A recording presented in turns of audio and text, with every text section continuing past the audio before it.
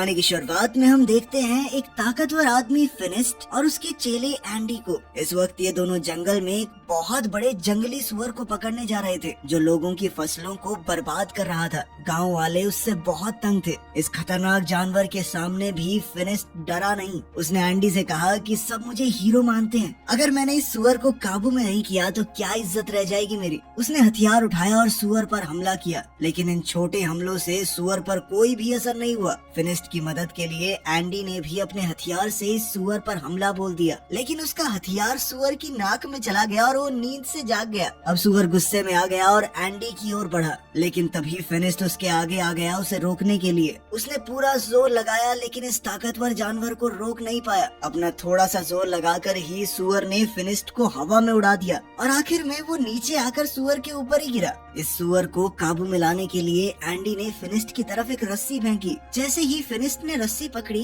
ये सुअर हवा में उड़ने लगा। फिनिस्ट ने रस्सी को इस सुअर के दोनों पंखों और उसके सींग में बांध दिया, जिससे वो सुअर फिनिस्ट के काबू में आ गया और फिनिस्ट उसे अपने हिसाब से उड़ाने लगा। जल्द ही वो उसे उड़ाते हुए गांव में ले गया। जब गांव वालों ने देखा कि इतने बड़े जानवर को भी फिनिस्ट अपने इशारों पे नचा रहा है, तो सब लोग उसके नाम की जय जयकार करने लगे। इन्हीं लोगों के बीच बाबा यागा नाम की एक जादूगरनी भी है। उसने फिनिस्ट से कहा कि अगर तुम इतने ही ताकतवर हो तो साबित करके दिखाओ। उसके घर के आगे एक बड़ा पत्थर पानी को रोक रहा है, तो उसने फिनिस्ट को पत्थर वहाँ से हटाने की चुनौती दी। फिनिस्ट ने कहा कि मैं बहुत बड़ी बड़ी मुसीबतों का सामना कर चुका हूँ और जादूगरनी ने उसे ये छोटा सा चैलेंज दिया है। वो अपनी बहादुरी के किस्से सुनाने लगा। याका ने कहा कि जब तक मैं अपनी आंखों से नहीं देखती मैं नहीं मानने वाली। ये सुनकर अब सब लोग हंस पड़े। फिनिस्ट गुस्से में अपने घर चला गया। उसे याका पर बहुत गुस्सा आ रहा था, क्योंकि अब उसकी बहादुरी की तारीफ करने की बजाय लोग उसका मजाक उड़ा रहे हैं। अब वो अपनी ताकत को सबके सामने साबित करना चाहता था, जिससे लोग फिर से उसकी वाहवाही करने लगे। एंडी ने सलाह दी कि ऐसा करने का एक रास्ता है। सामने जो टावर है ना, ऐसा माना जाता है कि वहाँ एक राक्षस ने एक बेहद खूबसूरत लड़की को कैद कर रखा है और वो लड़की एक राजकुमारी है।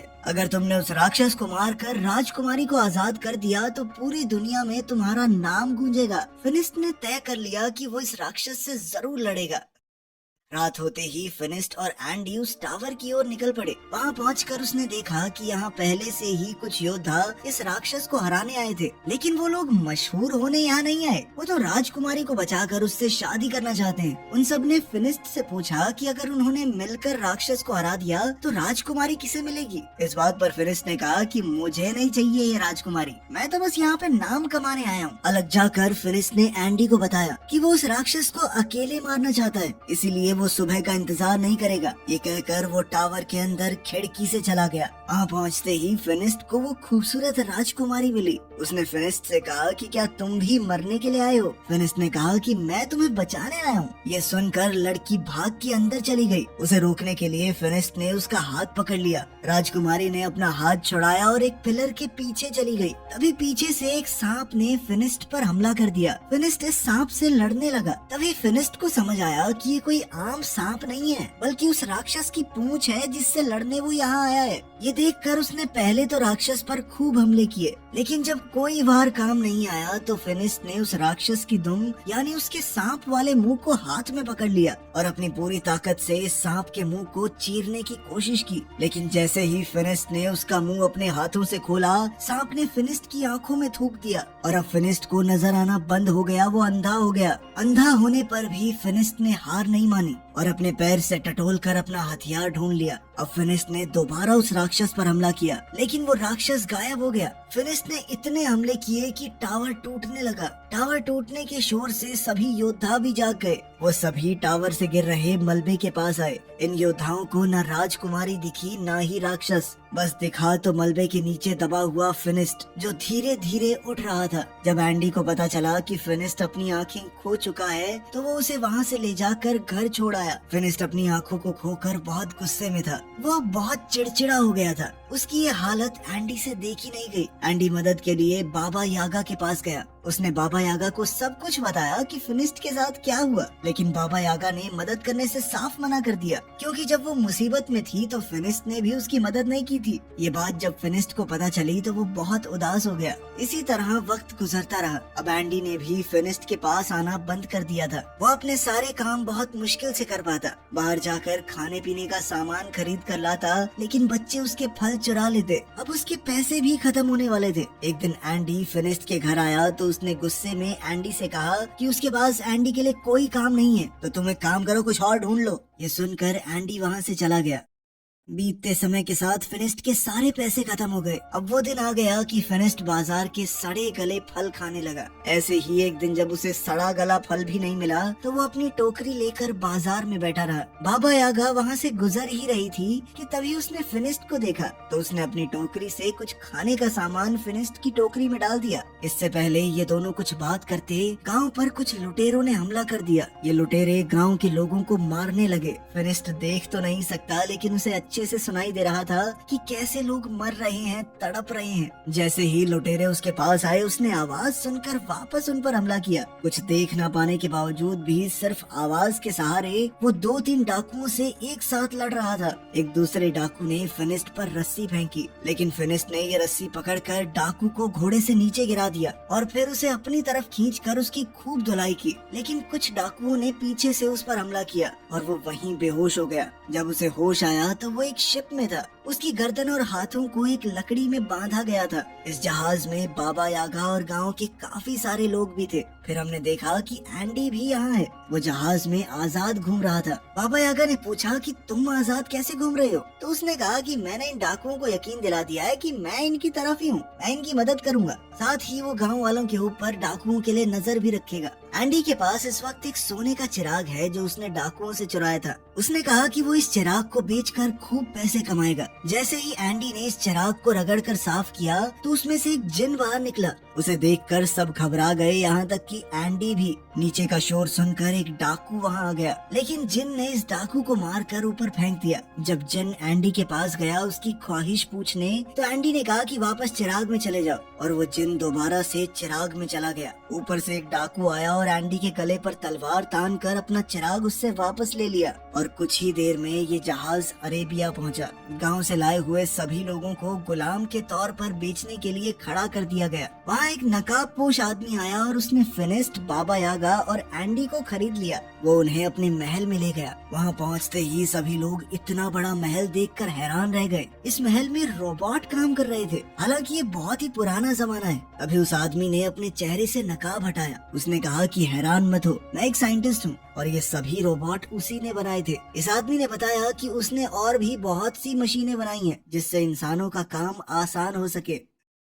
फिनिस्ट ने इस आदमी को अपनी कहानी बताई कि कैसे वो पहले एक बहुत ताकतवर योद्धा था और अंधा होने के बाद उसकी जिंदगी नर्क हो गई। साइंटिस्ट ने कहा कि मैंने तुम्हारे और बाबा यागा के बारे में सुना है। यह आदमी गुलामों को खरीदकर उन्हें आजाद कर देता है। जैसे ही खाने का वक्त हुआ, साइंटिस्ट ने अपने रोबोट से खाना मंगवाया। ये देखकर तो सब लोग बहुत इम्प्रेस हो गए। इन सबको लगा कि ये कोई जादू है, लेकिन साइंटिस्ट ने बताया कि ये कोई जादू वादू नहीं है। मैं पिछले 500 साल से इनके ऊपर काम कर रहा हूँ। ये सुनकर यागा हैरान हो गई और कहा कि तुम 500 साल से इतने जवान कैसे हो? इस पर साइंटिस्ट ने कहा कि मैंने एक ऐसा केमिकल तैयार किया था जिसे पीकर लोग हमेशा के लिए जवान बने रह सकते हैं। अब वो उन तीनों को अपनी लैब दिखाने ले गया। वहाँ जाकर फिनिस्ट ने पूछा कि तुमने ये केमिकल कैसे तैयार किया और क्या उसे पीकर मेरी आंखें भी वापस आ सकती हैं? साइंटिस्ट ने कहा कि उससे तो नहीं हो पाएगा, लेकिन मेरे पास एक दूसरी चीज है। उसने फिनिस्ट को एक चश्मा पहनाया जिससे उसे दोबारा सब कुछ दिखने लगा। साइंटिस्ट का मानना था कि साइंस की मदद से कोई भी चमत्कार किया जा सकता है, और जो लोग जादू का इस्तेमाल करते हैं वो दुनिया को नुकसान पहुंचाते हैं, और इन नुकसान पहुंचाने वाली चीजों को खत्म करने के लिए ही उसने एक मशीन बनाई है। अपनी बात को साबित करने के लिए उसने वो चिराग निकाला जो उसने लुटेरों से खरीदा है। यागा ने कहा कि ये खतरनाक हो सकता है, लेकिन साइंटिस्ट रुका नहीं। उसने चिराग को घिसा और उसमें से जिन निकला। उसने अपनी मशीन चला दी जिसने जिन को अपने अंदर खींच लिया, जिसके बाद उसने कहा कि देखा, मेरे आविष्कार ने जीनी को खत्म कर दिया। उसी रात साइंटिस्ट को पता चला कि पास की एक पहाड़ी पर एक राक्षस है जो आम आदमियों को नुकसान पहुंचा रहा है। साइंटिस्ट ने कहा कि उसे तो पकड़ना ही होगा। जब ये बात फिनिस्ट को पता चली कि इस राक्षस का शेर जैसा मुंह है और सांप जैसी दुम, तो फिनिस्ट तुरंत समझ गया कि ये तो वही राक्षस है जिसने उसे अंधा किया था। फिनिस्ट ने साइंटिस्ट से कहा कि मैं भी साथ चलूंगा, मुझे उस राक्षस से बदला लेना है। लेकिन साइंटिस्ट उसकी जान को खतरे में नहीं डालना चाहता। इस पर फिनिस्ट ने कहा कि आपने मेरी मदद की है, इसलिए मैं भी आपकी मदद करूंगा। इसके बाद साइंटिस्ट ने फिनिस्ट को एक गैजेट दिया जिसे अगर राक्षस के पास रखा जाए तो वो खुद ही उसमें कैद हो जाएगा। रात को बाबा यागा इस साइंटिस्ट की लैब में घुस गई। वो यहाँ से उस केमिकल को पीना चाहती थी ताकि वो भी हमेशा जवान रहे, लेकिन साइंटिस्ट ने उसे पकड़ लिया और कहा कि अगर तुम लोग राक्षस को लाने में कामयाब हो गए तो मैं खुद ही तुम्हें उस केमिकल का थोड़ा हिस्सा दे दूंगा। अगले दिन जब वो सभी लोग जाने के लिए तैयार हुए तो साइंटिस्ट ने उन्हें अपनी स्पेसशिप दिखाई जिसकी मदद से वो वहाँ बहुत जल्दी पहुँच सकते हैं। उसने उन सबको उसे चलाना सिखाया। जाने से पहले साइंटिस्ट ने कहा कि मुझे वो राक्षस जिंदा चाहिए। साइंटिस्ट ने फिनिस्ट के हथियार को भी बेहतरीन बना दिया था। अब उसमें एक बटन था जिसे दबाते ही वो सब किया जा सकता है जो एक मामूली हथियार पहले नहीं कर पाता। अब उन्होंने उस उड़न तश्तरी में बैठकर अपना सफर शुरू किया और जल्द ही ये लोग उस पहाड़ी पर पहुंच गए जहां वो राक्षस है। काफी देर तक ढूंढने के बाद आखिरकार फिनिस्ट को उस राक्षस के पाँव के निशान मिल गए। वो निशान एक गुफा के अंदर जा रहे थे। फिनिस्ट ने साइंटिस्ट की मशीन इस गुफा के बाहर रख दी। फिनिस्ट जानता था कि उसे राक्षस को मारना नहीं है, सिर्फ कैद करना है। इसीलिए वो बड़े आराम से अंदर गया और अपने हथियार से राक्षस को ललकारा और फिर वो बाहर आ गया। जैसे ही वो बाहर आया तो उसका सर एक पेड़ से टकरा गया जिससे वो वहीं पर बेहोश हो गया। राक्षस भी गुफा से बाहर निकल आया। इससे पहले राक्षस फिनिस्ट को कुछ नुकसान पहुंचाता, बाबा यागा ने जल्दी से उस मशीन को एक्टिवेट कर दिया। उस मशीन के अंदर से बहुत सारी चेन बाहर आई और राक्षस को खींचकर अंदर ले गई। फिर यागा ने लिवर दोबारा से दबाया और मशीन बंद हो गई। कुछ ही देर में फिनिस्ट को भी होश आ गया और अब वो सब लोग मिलकर वापसी का सफर करने लगे। सफर बहुत लंबा था, इसीलिए ये लोग रात को बीच रास्ते में ही आराम करने लगे। रात को पिंजरे से फिनिस्ट को एक लड़की की आवाज सुनाई दी। वो पिंजरे को खोलने लगा। बाबा यागा ने उसे ऐसा करने से रोका, लेकिन वो नहीं रुका। जब पिंजरा खुला तो अंदर वही राजकुमारी थी जो टावर के अंदर फिनिस्ट को मिली थी। बाबा यागा ने कहा कि इसका मतलब ये राजकुमारी ही वो राक्षस है। यागा ने कहा कि इसे बाहर निकालना काफी खतरनाक हो सकता है, लेकिन फिनिस्ट उनकी बात सुनने को तैयार ही नहीं था क्योंकि शहजादी पर उसका दिल आ गया था। जैसे ही फिनिस्ट ने राजकुमारी की तरफ हाथ बढ़ाया, बाबा यागा ने उसे धक्का दे दिया और पिंजरे को बंद कर दिया। राजकुमारी ने बताया कि मैंने तुम्हारा हाथ इसलिए नहीं पकड़ा क्योंकि मेरे ऊपर एक श्राप है। अगर कोई भी आदमी उसे छुएगा तो वो राक्षस में बदल जाएगी। राजकुमारी ने कहा कि मैं बुरी नहीं हूँ। वो तब तक किसी को नुकसान नहीं पहुँचाती जब तक सामने से कोई हमला ना करे, ताकि मेरी वजह से किसी को नुकसान ना हो। मैं तो यहाँ अकेली पहाड़ों में रहती हूँ, लेकिन इंसान उसे यहाँ भी जीने नहीं देते। इसके बाद हमने देखा कि साइंटिस्ट ने एक किसान की बिल्ली चुराई थी। किसान ने उससे भीख मांगी कि ये बिल्ली किसी का कोई नुकसान नहीं करती बल्कि फायदा ही करती होगी थोड़ा बहुत। दरअसल रात को इस बिल्ली से लाइट निकलती थी जिससे आसपास रोशनी हो जाती, लेकिन साइंटिस्ट ने किसान की बात नहीं सुनी। उसने बिल्ली को अपनी मशीन के नीचे रखा। ये मशीन किसी भी चीज की जादुई शक्तियों को खींच लेती है और इसी तरह इस मशीन ने बिल्ली की जादुई ताकत भी खींच ली और फिर बिल्ली को जादू से एक केमिकल में बदल दिया जिसे साइंटिस्ट ने अपनी तिजोरी में रख दिया। यहाँ साइंटिस्ट ने बहुत सारे केमिकल्स पहले से इकट्ठा कर रखे थे। वहाँ राजकुमारी और फिनिस्ट एक दूसरे से प्यार करने लगे थे। बाबा यागा और एंडी इन दोनों को कैद करके साइंटिस्ट के पास ले जाने लगे। ये लोग जब साइंटिस्ट के महल में पहुँचे तो दूर खड़े होकर ही साइंटिस्ट को देखने लगे। उन्होंने देखा कि साइंटिस्ट ने एक जादुई परिंदे का सारा जादू खींच लिया और उससे बने केमिकल को अपने रोबोट्स में डाल दिया। इसका मतलब था कि ये रोबोट साइंस से नहीं बल्कि जादू की मदद से चल रहे हैं। वो इन सारे केमिकल्स को सभी जादुई चीजों से निकाल रहा है। इसके बाद बाबा यागा बहुत गुस्से में उसके सामने पहुंची। उसने कहा कि तुम झूठे हो, ये रोबोट कोई आविष्कार नहीं है बल्कि जादू से चलने वाले पुतले हैं, जिसका मतलब है कि तुम्हारी उम्र भी जादू से ही लंबी हुई है। वो जादू जो साइंटिस्ट ने मासूम जानवरों को मार कर हासिल किया है। ये सुनकर साइंटिस्ट को गुस्सा आ गया और उसने कहा कि मेरा सच जो भी जान जाए वो जिंदा नहीं बचता। इसके बाद बाबा यागा और एंडी डर कर वहाँ से भागने लगे। बाबा यागा ने फिनिस्ट और शहजादी को भी आजाद कर दिया क्योंकि वो जान गई थी कि ये साइंटिस्ट इस राजकुमारी के साथ भी यही करेगा। राजकुमारी ने बताया कि वो साइंटिस्ट को जानती है, वो काफी समय से उसके पीछे पड़ा है। तभी साइंटिस्ट भी वहाँ पहुँच गया। उसने अपने सारे रोबोट्स को इकट्ठा कर लिया ताकि उनमें से कोई भी भाग न पाए, और फिर राजकुमारी के अंदर से भी उसके जादू को अपनी मशीन से खींचने लगा। फिनिस्ट ने उसे बचाने की कोशिश की, लेकिन वो बंधा हुआ था। वो उसे बचा तो नहीं सकता था, लेकिन उसने राजकुमारी का हाथ पकड़ लिया ताकि वो राक्षस में बदल जाए। राक्षस बनते ही राजकुमारी ने अपनी जंजीरें तोड़ दी और वहाँ से भाग गई। मौका पाकर बाबा यागा और फिनिस्ट भी वहाँ से बच निकले, लेकिन साइंटिस्ट के आदमी उनके पीछे लग गए। बाबा यागा ने उनसे बचने के लिए अपने जादू का इस्तेमाल किया। उसने तरबूज के बीज उन पर फेंके जो अचानक तरबूजों में बदल गए।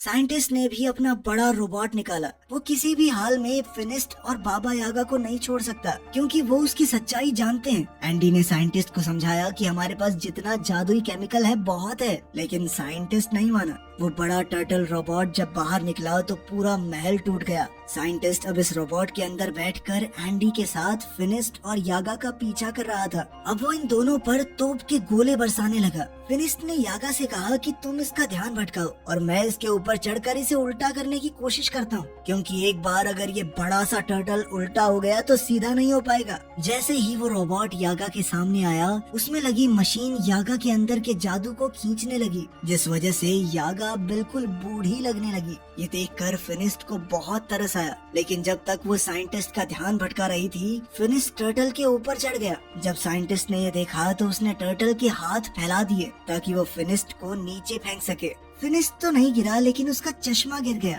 अब उसे दिखना बंद हो गया था। बाबा यागा ने जैसे ही ये देखा तो वो फिनिस्ट की मदद करने लगी, उसे बताने लगी कि कैसे लड़ना है, कहाँ जाना है। इतनी ही देर में राक्षस बनी हुई वो राजकुमारी वहाँ आ गई। उसे देखकर साइंटिस्ट डर गया। वहीं फिनिस्ट ने टर्टल के गले में जंजीर बांध दी और उसे उल्टा करने लगा, जिसके बाद टर्टल के अंदर मौजूद सारा जादुई केमिकल नीचे गिरने लगा। साइंटिस्ट ने अपने जादुई पंखों से वहाँ से बच निकलने की कोशिश की, लेकिन उसके जादुई पंखों ने काम नहीं किया और वो नीचे उस जादुई केमिकल में गिरकर मर गया। वहीं फिनिस्ट भी अब थक कर बेहोश हो गया था। राजकुमारी उसे वहाँ गिरा हुआ देखकर रोने लगी, क्योंकि उसे डर लग रहा था कि इसे कुछ हो तो नहीं गया। वो फिनिस्ट से सच्चे दिल से प्यार करने लगी थी। जैसे ही शहजादी के आंसू फिनिस्ट की आंखों में गिरे तो उसे अचानक ही होश आ गया, साथ ही उसकी नजर भी वापस आ गई थी। फिनिस्ट ने उससे अपने प्यार का इजहार किया और हमेशा राजकुमारी के साथ रहने का वादा भी, लेकिन राजकुमारी ने कहा कि अपने श्राप की वजह से मैं तुम्हारे साथ नहीं रह सकती। फिनिस्ट उदास हो गया और अपने बाकी साथियों के साथ गाँव वापस आ गया, लेकिन अभी भी वो राजकुमारी की याद में खोया हुआ था। जब बाबा यागा दोबारा जवान होने का रास्ता ढूंढ रही थी तो उसे राजकुमारी के श्राप को तोड़ने का तरीका भी मिल गया। वो खुशी से फिनिस्ट के पास गई और ये खुशखबरी उसे दी। उसने बताया कि ये श्राप शहजादी को जानबूझकर दिया गया है, इसमें उसकी कोई गलती थोड़ी है, और अब उनका अगला काम राजकुमारी के श्राप को काटना ही होगा। ये थी आज की कहानी। अगर पसंद आए हो तो लाइक करें, सब्सक्राइब करें और सिने प्रो इनसाइट के साथ हर कहानी का असली राज जानें।